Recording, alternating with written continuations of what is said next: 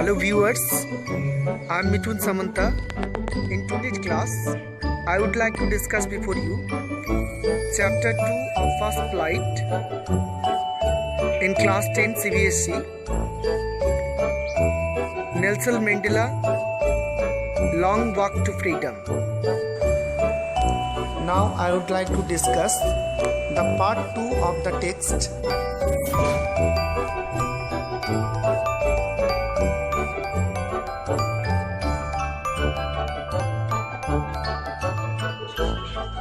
In life, every man has twin obligation to his family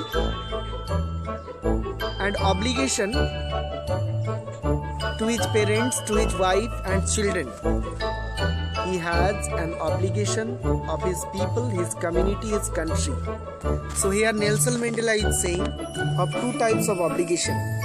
One obligation to family, parents, wife, children, and another obligation to the country.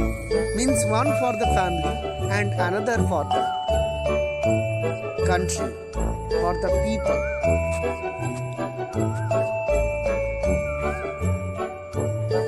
Society. Each man is able to fulfill those obligations according to his own inclination and ability. But in a country like South Africa, it was almost impossible for a man of my birth and color to fulfill both these obligations. In South Africa, according to Nelson Mandela, it was difficult for any person to fulfill these two obligations, means obligation to family and dear ones, and obligation to country. In South Africa, a man of color who attempted to live as a human being was punished and isolated. So if any person in South Africa tried to live as a real human being, he was punished and isolated. In South Africa, who tried to fulfill his duty to his people was inevitably ripped from his family and his home and was forced to live a life apart, a twilight existence of secrecy and rebellion. I didn't in the beginning. So, in South Africa, man who tried to fulfill his duty to his people. If any person in South Africa, before Nelson Mandela's coming to power, wanted to fulfill his duty to the people, he had to lead a very hard life. The life was a life apart, twilight existence of scenery and rebellion. Means he was called as rebellion. Rebellion why? Because he had to fight against white rule. As a result, white rulers used to call him rebellion. And a twilight existence means he couldn't enjoy his life properly. Next, Nelson Mandela has said, I didn't in the beginning choose to place my people above my family. So at first, Nelson Mandela was also a simple person, a simple boy. Later, gradually, he started thinking of his country. Let us see here. Nelson Mandela had said, I didn't in the beginning choose to place my people above my family, but in attempting to serve my people, I found that I was prevented from fulfilling my obligation as a son, a brother, a father, and a husband. So at first, Nelson Mandela also used to think like other people. He thought of fulfilling his duty as a son, as a brother, as a father, as a husband, but he faced problem. And when he faced problem, then he thought of finding out the cause. He has told, I was not born with a hunger to be free. I was born free in every way that I could know. Free to run in the fields near my mother's hut. Free to swim in the clear stream that ran through my village.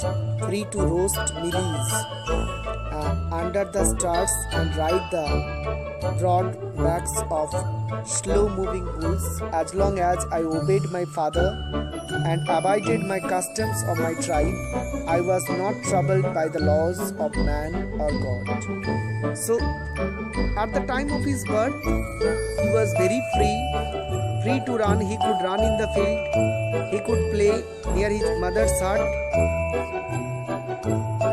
he could swim in the clear stream, he could enjoy by roasting mealies under the star, he could ride on the slow moving bulls. As long as I obeyed my father and abided customs in my tribe. So when he was abiding the customs of his tribe, he was abiding the words of his father, then he was free. No kind of trouble was there to him. I was only when I began to learn that my boyhood freedom was an illusion, when I discovered as a young man that my freedom had already been taken from me, that I began to hunger for it. At first, as a student, I wanted freedom only for myself, the transitory freedoms of being able to stay out at night, read what I pleased, and go where I chose. Later, as a young man in Johannesburg, I earned for the basic and honorable freedoms of achieving my potential, of earning my keep, of marrying and having a family, the freedom not to be obstructed in a lawful way. So, it was only when I began to learn that my boyhood freedom was an illusion. He started learning whatever the freedom he had in his boyhood, that was none but an illusion, false. When I discovered as a young man he discovered that his freedom had already been taken away from him. He began to hunger for it. Means the hunger for freedom came in him.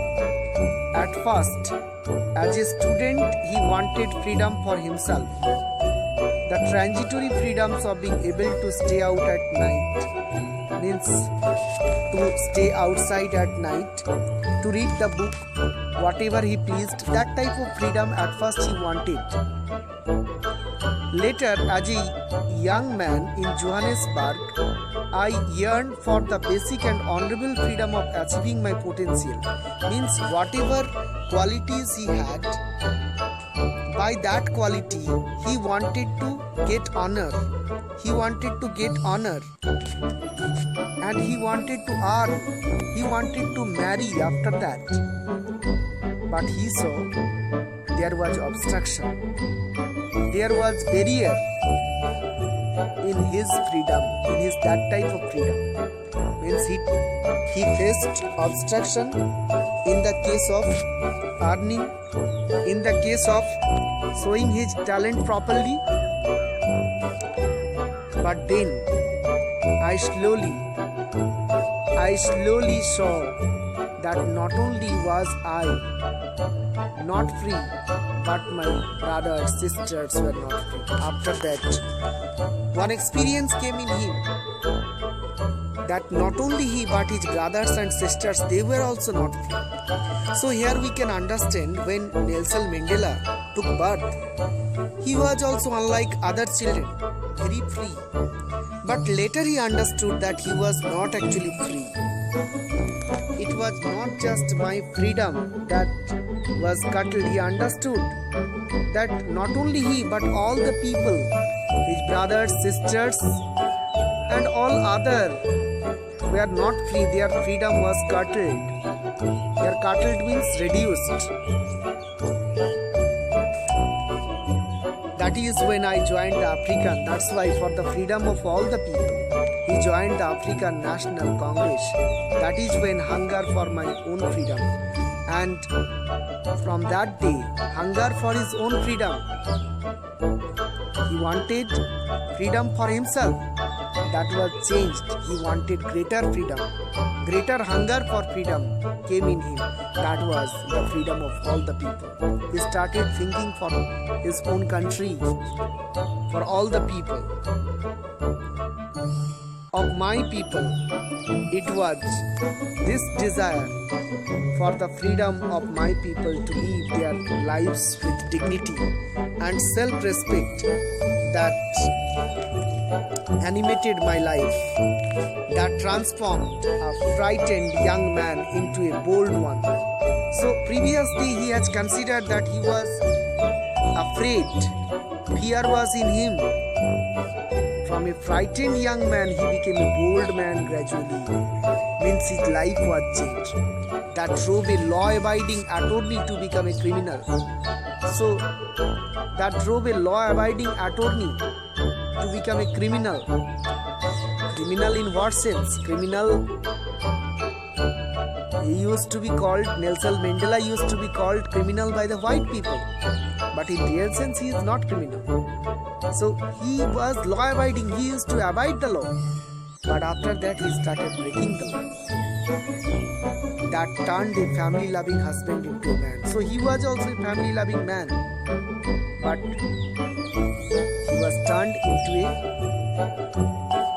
man without a home, forced a life. So when he started fighting against the rule of white people, he was forced a life-loving a man to live like a monk. So his life was changed. He had to leave everything just like the monk. I am no more virtuous or self-sacrificing than the next man, but I found that I couldn't even enjoy the poor and limited freedom I was allowed when I knew my people were not free. Freedom is indivisible. The chains on any one of my people were the chains on all of them. So he thought that a single person cannot be free if all others are in chain, if all others are in bondage. If other people have no freedom, then he also has no freedom. I knew that the oppressor must be liberated just as surely as the oppressed. A man who takes away another man's freedom is a prisoner of hatred. So here a new kind of conception has been given by Nelson Mandela. A person who is snatching away the freedom of other, he is also not free. Actually, he is a prisoner of hatred. He is hated by the people. In that sense, he is a prisoner. He is also in the jail of the hatred of the people. He is locked behind the bars of prejudice and narrow-mindedness.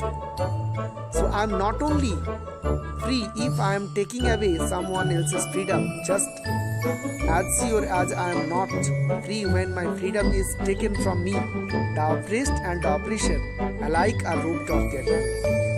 So the oppressed, the people who are being tortured and the people who are torturing, both are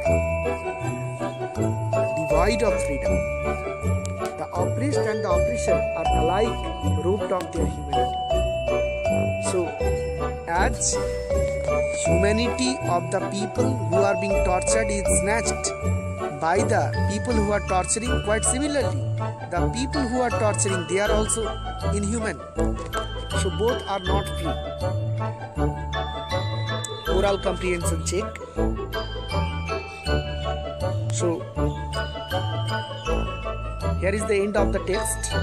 Now I would like to explain before you the exercise oriented questions answer of the chapter Nelson Mandela Long Walk to Freedom. I hope viewers, your idea about the text Nelson Mandela Long Walk to Freedom has become clear. For your better understanding, you watch the video many times. If you like the video, don't forget to press on the like button and to share the video among your friends. And also suggest your friends to subscribe the channel. Thank you for watching. Bye bye.